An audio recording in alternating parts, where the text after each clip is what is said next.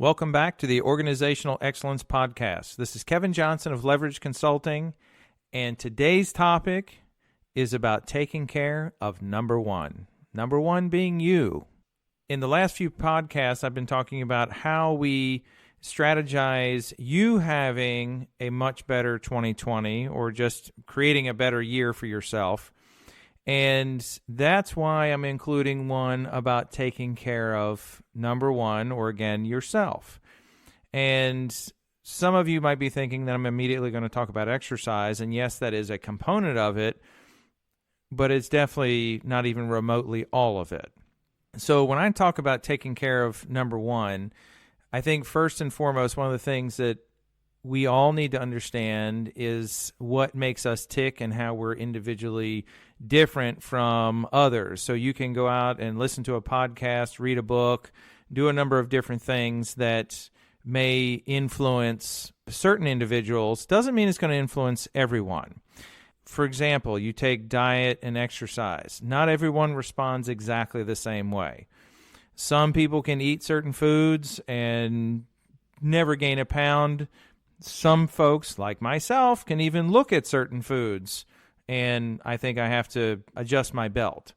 So when we start breaking it down into the different types of things and looking at the different ways an individual could take care of themselves, we can talk about exercise, vacation, we can talk about meditation, music, or even listening to Audible books, reading books, because even in that, some people are very different. They like to read certain things. Sometimes they like to listen to them.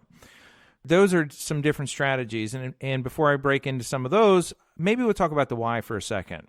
So in what I do, in helping clients, working with clients, sometimes the real strategy in some of these things is the individual and what we can do to help the individual. So we can talk about, you've heard me talk about mindset in other podcasts in the past, and if we're not in a good place, we're far less receptive to ideas. If we're not in a good place, we are looking at the negatives and everything. Conversely, if we're in a good place, we can even take a bad idea and turn it into something good.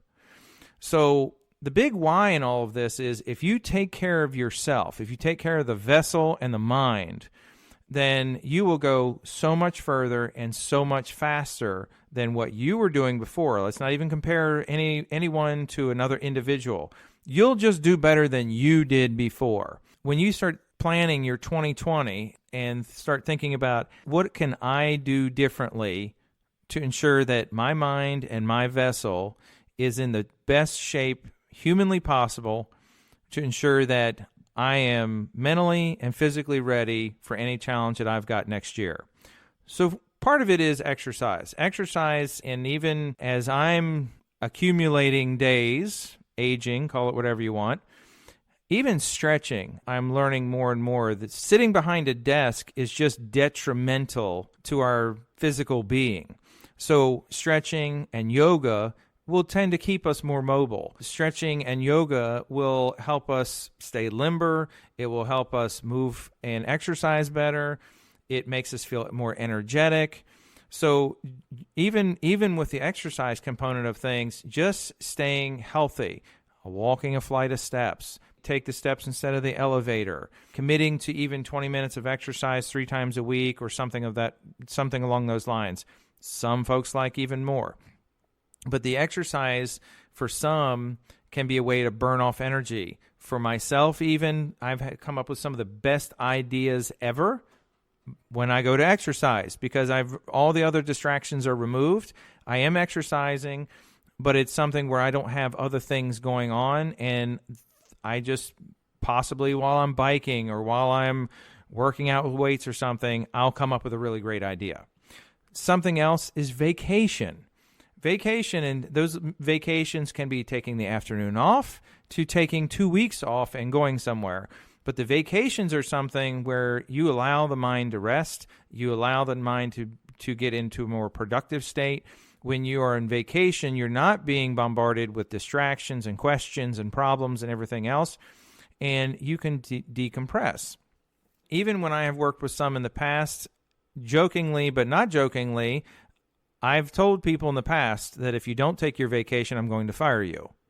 And we all laughed about it, but I was also very serious about it because I know from personal experience and I know from watching others, not taking vacations is super unhealthy. Meditation is another one, and maybe this is a close parallel to taking a vacation, but you can listen to a lot of folks that talk about meditation and doing it at the first part of the day because you're not immediately jumping up and grabbing your cell phone. You're not immediately jumping right into the frenzy of the 48 emails that came in on your phone overnight or the text messages or the Facebook messages or whatever else has come in.